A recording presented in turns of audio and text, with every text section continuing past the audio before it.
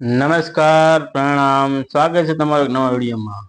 મિત્રો, પસંદ આવે તો વિડીયોને લાઈક, શેર અને સબસ્ક્રાઇબ જરૂરથી કરજો। ઓમ નમો ભગવતે વાસુદેવાય।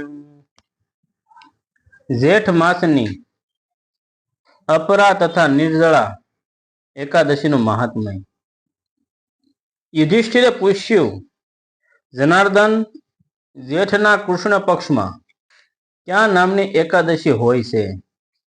હું તેનું મહાત્મ્ય સાંભળવા માંગુ છું, તેને બતાવવાની કૃપા કરશો। ભગવાન શ્રી કૃષ્ણ બોલ્યા, રાજન, તમે સકલ લોકના ભલાને માટે ઘણી ઉત્તમ વાત પૂછી છે। રાજેન્દ્ર, એ એકાદશીનું નામ અપરા છે। આ ઘણું પુણ્ય પ્રદાન કરનારી અને મોટા મોટા પાપોનો નાશ કરનારી છે। બ્રહ્મ હત્યાથી દબાવેલો, ગોત્રની હત્યા કરનારો, ગર્ભસ્થ બાળકને મારનારો, પરનિંદક તથા પર સ્ત્રી લંપટ પુરુષ પણ અપરા એકાદશીના સેવનથી નક્કી જ પાપ હિત થઈ જાય છે। જે ખોટી સાક્ષી આપે, તોલ માપમાં દગો કરે, જાણ્યા વિના જ નક્ષત્રોની ગણના કરતો અને કૂટનીતિથી આયુર્વેદનો જ્ઞાતા બનીને વૈદ્યનું કામ કરે છે, એ બધા નરકમાં નિવાસ કરનારા પ્રાણી છે। પરંતુ અપરા એકાદશીના સેવનથી એ બધા પણ પાપ રહિત થઈ જાય છે। જો ક્ષત્રિય શાસ્ત્ર ધર્મનો પરિત્યાગ કરીને યુદ્ધથી ભાગે છે તો એ ક્ષત્રિય છૂત ધર્મથી ભ્રષ્ટ થવાને કારણે ઘોર નરકમાં પડે છે। જે શિષ્ય વિદ્યા મેળવીને જાતે ગુરુની નિંદા કરે છે તે પણ મહાપાપોથી યુક્ત થઈ ભયંકર નરકમાં પડે છે। પરંતુ અપરા એકાદશીના સેવનથી આવા મનુષ્યો પણ સદગતિને પામે છે। મહામાસના સૂર્ય જ્યારે મકર રાશિ પર સ્થિત હોય તે સમયે પ્રયાગમાં સ્નાન કરનારા મનુષ્યને જે પુણ્ય થાય છે, કાશીમાં શિવરાત્રિના વ્રત કરવાથી જે પુણ્ય મળે છે, ગયામાં પિંડદાન કરી પિતૃઓને તૃપ્ત પ્રદાન કરનારો પુરુષ જે પુણ્યનો ભાગીદાર થાય છે, બૃહસ્પતિનું સિંહ રાશિ પર સ્થિતિ થવાથી ગોદાવરીમાં સ્નાન કરનારો માનવ જે ફળને મેળવે છે, બદ્રિકાશ્રમની યાત્રાના સમયે ભગવાન કેદારના દર્શનથી તથા બદ્રી તીર્થના સેવનથી જે પુણ્ય ફળ ઉપલબ્ધ થાય છે, તથા સૂર્યગ્રહણના સમયે કુરુક્ષેત્રમાં દક્ષિણા સહિત યજ્ઞ કરીને હાથી, ઘોડા અને સુવર્ણ દાન કરવાથી જે ફળની પ્રાપ્તિ થાય છે, અપરા એકાદશીના સેવનથી પણ મનુષ્ય તેવું જ ફળ પ્રાપ્ત કરે છે। અપરાએ ઉપવાસ કરીને ભગવાન વામનની પૂજા કરવાથી મનુષ્ય સર્વ પાપોથી મુક્ત થઈ શ્રી વિષ્ણુ લોકમાં પ્રતિષ્ઠિત થાય છે। આને વાંચવા અને સાંભળવાથી સહસ્ર ગોદાઓનું ફળ મળે છે। યુધિષ્ઠિરે કહ્યું, જનાર્દન, અપરાનું પૂરું મહાત્મ્ય મેં સાંભળી લીધું। હવે જેઠના શુક્લ પક્ષમાં જે એકાદશી હોય તેનું વર્ણન કરશો। ભગવાન શ્રી કૃષ્ણ બોલ્યા, રાજન, આનું વર્ણન પરમ ધર્માત્મા સત્યવતી નંદન વ્યાસજી કરશે, કેમ કે તેઓ સઘળા શાસ્ત્રોના તત્વજ્ઞ અને વેદાંતોના પારંગત વિદ્વાન છે। ત્યારે વેદ વ્યાસજી કહેવા લાગ્યા, બંને પક્ષોની એકાદશી હોય, ભોજન નહીં કરવું, દ્વાદશીએ સ્નાન વગેરેથી પવિત્ર થઈ ફૂલોથી ભગવાન કેશવની પૂજા કરીને નિત્ય કર્મ સમાપ્ત થયા પછી પહેલા બ્રાહ્મણોને ભોજન આપીને છેવટે પોતે ભોજન કરવું। રાજન, જનના શોષણ અને મરણના શોષણમાં પણ એકાદશી ભોજન નહીં કરવું જોઈએ। આ સાંભળી ભીમસેન બોલ્યા, પરમ બુદ્ધિમાન પિતામહ, મારી ઉત્તમ વાત સાંભળો। રાજા યુધિષ્ઠિર માતા કુંતી, દ્રૌપદી, અર્જુન, નકુળ અને સહદેવ આ બધા એકાદશીએ કદી ભોજન નથી કરતા, તથા મને પણ કાયમ એ જ કહે છે કે ભીમસેન, તું પણ એકાદશીએ ખાધા ન કરો. પરંતુ હું આ લોકોને એ જ કહી દીધા કરું છું કે મારાથી ભૂખ સહન નહીં થાય.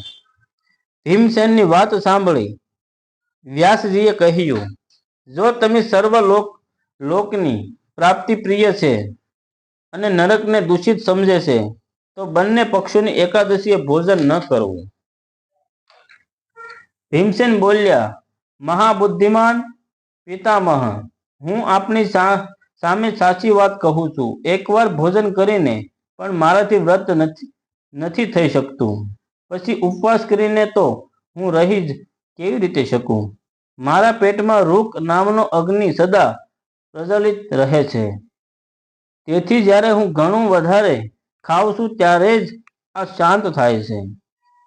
એટલા માટે મહામુનિ, હું વર્ષમાં માત્ર એક જ ઉપવાસ કરી શકું છું, જેનાથી સ્વર્ગથી પ્રાપ્તિ સુલભ થાય તથા જેના કરવાથી હું કલ્યાણનો ભાગીદાર થઈ શકું. એવું કોઈ વ્રત નિશ્ચય કરીને બતાવશો, હું તેનું યથોચિત રૂપે પાલન કરીશ. વ્યાસજીએ કહ્યું, ભીમ, જેઠ માસમાં સૂર્ય વૃક્ષ રાશિ પર હોય અથવા મિથુન રાશિ પર શુક્લ પક્ષમાં જે એકાદશી હોય તેનું યત્નપૂર્વક નિર્જળ વ્રત કરો. માત્ર કોગળો કે આચમન કરવાને માટે મોંમાં જળ નાખી શકો છો. તેના સિવાય બીજું કોઈ રીતે જળ વિદ્વાન પુરુષે મોંમાં ન નાખવું, નહીં તો વ્રત ભાંગી જાય છે.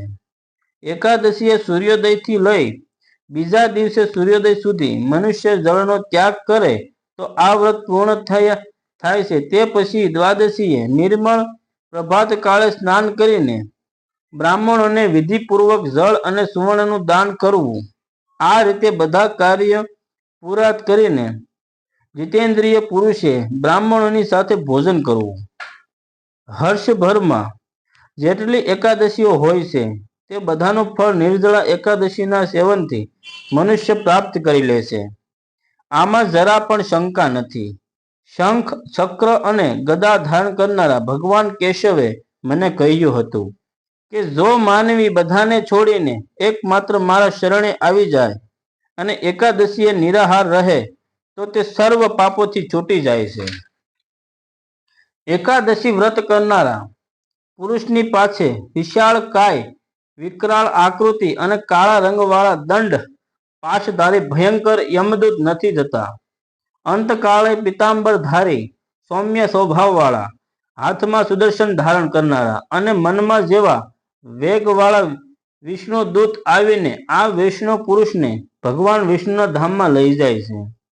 તેથી જ નિર્જળા એકાદશીએ પૂરો યત્ન કરીને ઉપવાસ કરવો જોઈએ.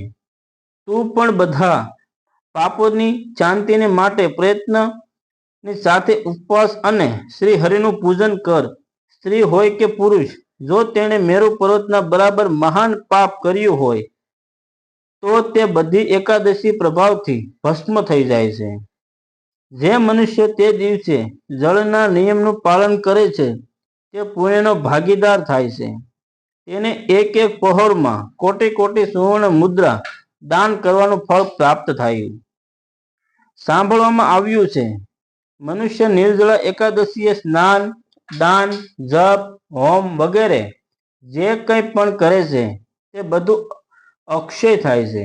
આ ભગવાન શ્રી કૃષ્ણનું કથન છે.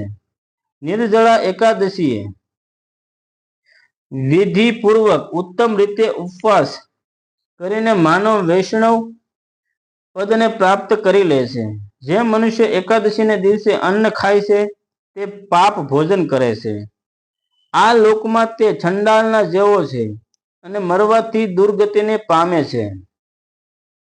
જેઓ જેઠના શુક્લ પક્ષમાં એકાદશીએ ઉપવાસ કરીને દાન આપે તેઓ પરમ પદને પામશે. જેમણે એકાદશીએ ઉપવાસ કર્યો છે તેઓ બ્રહ્મ હત્યારા, શરાબી, ચોર તથા ગુરુદ્રોણ દ્રોહી હોવા છતાં પણ બધા પાપોથી મુક્ત થઈ જાય છે. કુંતી નંદન નિર્જળા એકાદશીના દિવસે શ્રદ્ધાળુઓ સ્ત્રી પુરુષોને માટે જે વિશેષ દાન અને કર્તવ્ય વિહિત છે તેને સાંભળો. તે દિવસે જળમાં શયન કરનારા ભગવાન વિષ્ણુનું પૂજન અને જળમયી ધેનુનું દાન કરવું જોઈએ, અથવા પ્રયત્ન ઘેનું યા ધૃતમયી ઘેનુનું દાન ઉચિત છે. પૂરતી દક્ષિણા અને ભાત ભાતના મિષ્ટાનો દ્વારા યત્નપૂર્વક બ્રાહ્મણોને સંતુષ્ટ કરવા જોઈએ. આમ કરવાથી બ્રાહ્મણ જરૂર સંતુષ્ટ થાય છે અને તેમના સંતુષ્ટ થવાથી શ્રી હરિ મોક્ષ પ્રદાન કરે છે. જેમણે શમ દમ અને દાનમાં પ્રવૃત્ત થઈ શ્રી હરિની પૂજા અને રાત્રે જાગરણ કરતા રહીને આ નિર્જળા એકાદશીનું વ્રત કર્યું છે, તેમણે પોતાની સાથે વીતી ગયેલી 100 પેઢીઓ અને આવનારી 100 પેઢીઓ ભગવાન વાસુદેવના પરમ ધામમાં પહોંચાડી દીધી. નિર્જળા એકાદશીના દિવસે અન્ન, વસ્ત્ર, ગાય, જળ, શૈયા, સુંદર આસન, કમંડળ તથા છત્રી દાન કરવા જોઈએ. જે શ્રેષ્ઠ તથા સુપાત્ર બ્રાહ્મણને જોડા દાન કરે છે તે સોનાના વિમાન પર બેસી સ્વર્ગલોકમાં પ્રતિષ્ઠિત થાય છે. જે આ એકાદશીના મહિમાને ભક્તિપૂર્વક સાંભળે તથા જે ભક્તિપૂર્વક તેનું વર્ણન કરે છે તે બંને સ્વર્ગલોકમાં જાય છે. ચતુર્દશી યુક્ત અમાવાસ્યાએ સૂર્યગ્રહણના સમયે શ્રદ્ધા કરીને મનુષ્ય જે ફળને પ્રાપ્ત કરે છે તે જ આના શ્રવણથી પણ પ્રાપ્ત થાય છે. પહેલા દંત ધાવન કરીને આ નિયમ લેવો જોઈએ કે હું ભગવાન કેશવની પ્રસન્નતાને માટે એકાદશીએ નિરાહાર રહીને આસમન ના સિવાય બીજા જળનો પણ ત્યાગ કરીશ. દ્વાદશીએ દેવેશ્વર ભગવાન વિષ્ણુનું પૂજન કરવું જોઈએ. ગંધ, ધૂપ, પુષ્પ અને સુંદર વસ્ત્રથી વિધિપૂર્વક પૂજન કરીને જળનો ઘડો સંકલ્પ કરતા રહીને નીચે જણાવેલ મંત્ર ઉચ્ચારણ કરવું. સંસાર સાગરથી તારનારા દેવ હષિકેશ, આ જળના ઘડાનું દાન કરવાથી આપ મને પરમ ગતિની પ્રાપ્તિ કરાવજો.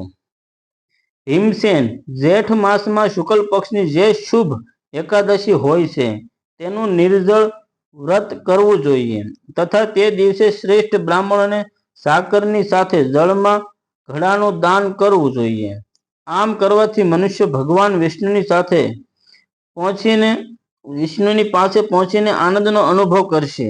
તે પછી દ્વાદશીએ બ્રાહ્મણો ભોજન કરાવ્યા પછી પોતે ભોજન કરવું.